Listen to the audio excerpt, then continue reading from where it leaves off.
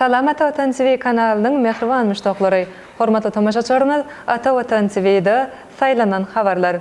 Habarymyzyň şu günkü sanyna.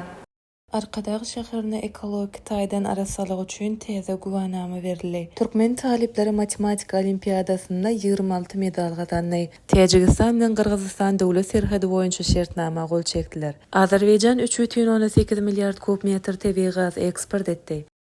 Häzirki zaman binagarlyk aýratynlyklaryny özüne jemleýän Arkadaş şäherine Hytaý Halk Respublikasynyň Hanjua Diansisi Uniwersitetiniň bu şäheriň ekologik taýdan arasalygyny alamatlandyrýan üstünlük guwanamasynyň gowşurulmagy münasibetli dawara geçirildi. Dawara şäheriň ýoldaşy düzüminiň wekilleri, Hytaý Halk Respublikasynyň Türkmenistana adaten daşary bu dowlat ýaly elçisi, hormatly ýaşullar, köp sany ýaşlar gatnaşdylar. Amatly ýaşaýyş üçin ýokary derejeli şertler özüne jemleýän milli binagarlyk bilen häzirki zamanyň ösün tejribesiniň utgaşdyrylmagyna bina edilen Arkadaş şäherine ödürli uğurlar boýunça halkara guwanamalaryň, degişli diplomlaryň we şahadatnamalaryň gowşurulmagy ýurdumyzda binagarlyk ýörelgileriniň ösüşiň teze derejesine çykandygyny görkezýär. Arkadaş şäheriniň birinji tapgyrynyň dürli maksatly desgalarynyň binagarlyk aýratynlyklary dünýä jemgyýetçiliginiň ýokary bahasyna münasip boldy. Munyň özü ösüşleriň belentliklerine tarap anamly barýan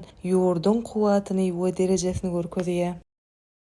2025-nji ýylyň 2-10 mart aralygyna hem Albaniýa Respublikasynyň Korçu şäherinde günorta günnogor Ýewropa döwletleriniň uniwersitetleriniň talipleriniň arasyna geçirilen 19-njy halkara matematika olimpiadasyna türkmen talipleri üstünlükli çykyş edip baýrakly orunlara münasip bolýar. Halkara olimpiadada ýurdumyzdan halkara insanperwer ilmler we ösüş uniwersitetiniň Magtumladyň Türkmen Döwlet Uniwersitetiniň Türkmenistanyň Owuzhan adyna Inженер Tehnologiýalar Uniwersitetiniň Ýaşylyk Hakaýew adyna halkara Newtu Agaz Uniwersitetiniň Türkmen Döwlet Binagarlyk Gurulşyk Institutynyň Türkmenistanyň Telekommunikatsiýalar we Informatika Institutynyň Türkmen Döwlet Ykdysadyýet we Dolandyryş Institutynyň Seýtnazar Seýda adyna Türkmen Döwlet Mugallimçilik Institutynyň we Türkmenistanyň Döwlet Energetika Institutynyň taliplerinden düzülen toporlar gatnaşdy. Bu olimpiada biziň döwletimiz bilen bir hatarda Albaniýa, Bolgariýa, Serbiýa, Ruminiýa, Gresiýa, Demirgazyk Makedoniýa respublikalarynyň 35 sany ýokary okuw mekteplerinden düzülen toporlarda 150 gowrak talip çykyş etdi. Türkmenistanyň ýokary okuw mekdepleriniň talipleri olimpiadada özleriniň zekinlerini görkezip jemi 26 medala, ýagny 3 altyn, 10 kümüş, 13 sany birinji medallara münasip bolýar.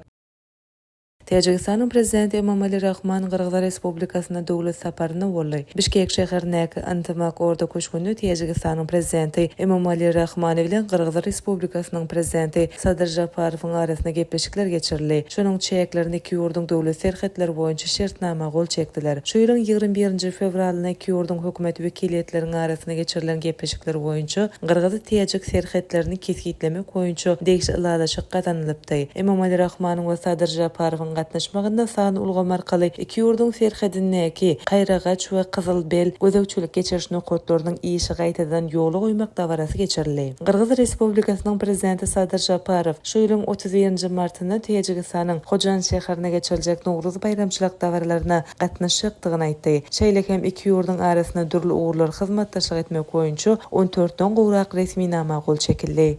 Azerbaýjan Respublikasy 2025-nji ýylyň ýanwar-fevral aýlarynda 3,18 milliard kub metr tabii gaz eksport etdi. Bu barada ýurdun energetika ministri Parvez Şahbazow X jemgyýetçilik tur arkaly habar berdi. Hasawat döwründe Ýewropa uğruna 2025-nji ýylyň ýanwar-fevral aýlarynda 1,19 milliard kub metr Azerbaýjan gazy iberildi. Bu hem umumy eksportyň 50 götürümine deňdir. Türkiýe Respublikasyna 1,14 milliard kub metr tabii gaz iberilen bolsa, tanap gaz geçirjisi arkaly 9 milliard kub metr tabii gaz aktaryldy diýip minister bellidi. Ministriň bellemegine görä Gruziýa şol hasawat döwründe 0,5 milliard kub metr tabii gaz iberildi.